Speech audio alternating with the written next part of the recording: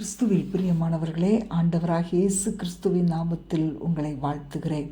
சங்கீதம் 144:1. என் கைகளை போருக்கு படிப்பிக்கிற என் கண்மலையாகிய கர்த்தருக்கு ஸ்தோத்திரம். கர்த்தர் தன்னுடைய பலனாயிருப்பதாக தாவீது இந்த சங்கீதத்தில் எழுதுகிறான்.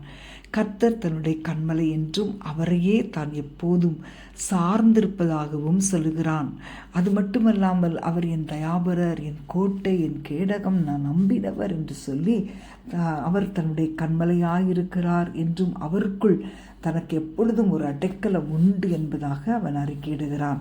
அன்பான தேவனுடைய பிள்ளைகளே, சங்கீதம் 144 முழுவதும் தாவீது தன் தேவனாகிய ஆண்டவரோடு கொண்டிருந்த உன்னதமான அனுபவங்களை விவரிக்கிறது. நீங்களும் கூட தேவனுடைய மகளாக இருக்கிறீர்கள். தேவனை உங்கள் நம்பிக்கையாக கொள்ளவும் அவரே உங்களுக்கு எல்லாவற்றுக்கும் எல்லாமாக இருக்கும்படியும் கற்றுக்கொள்ளுங்கள். அவர் ஒருவரே உங்களை நடத்துவார், செழிக்கச் செய்வார், உங்கள் வாழ்க்கையை சாட்சி நிறைந்ததாய் மாற்றுவார்.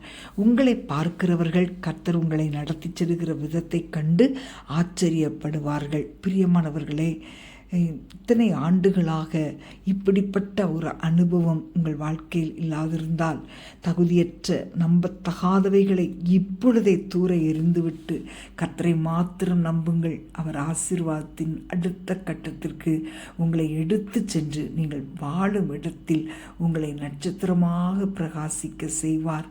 உங்கள் பதிலுக்காக கர்த்தர் காத்திருக்கிறார். அவரோடு பேசி உங்கள் வழிகளை அவருக்கு ஒப்புக்கொடுங்கள். நாம் ஜெபிப்போமா? அன்பின் ஆண்டவரே, துதிக்கிறோம் அப்பா. நீரே எங்கள் கண்மலையாயிருக்கிறீர்.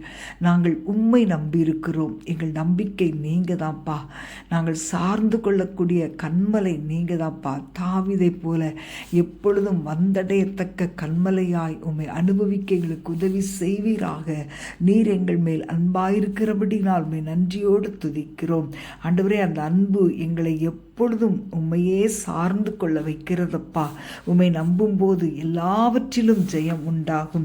நாங்கள் விரும்புகிற காரியம் எங்களுக்கு கிடைக்கும். ஆண்டவரே, எங்கள் தலையை உயர்த்துகிறவர் நீங்க தான்ப்பா. உம்மை நம்புகிற நாங்கள் ஒருபோதும் வெட்கப்பட்டு போவதே இல்லை தகப்பனே. ஆண்டவரே, உம்மையே நம்பி உம்மையே சார்ந்து கொள்ளுகிறோம். இயேசுவின் நாமத்தில் பிதாவே, ஆமேன், ஆமேன்.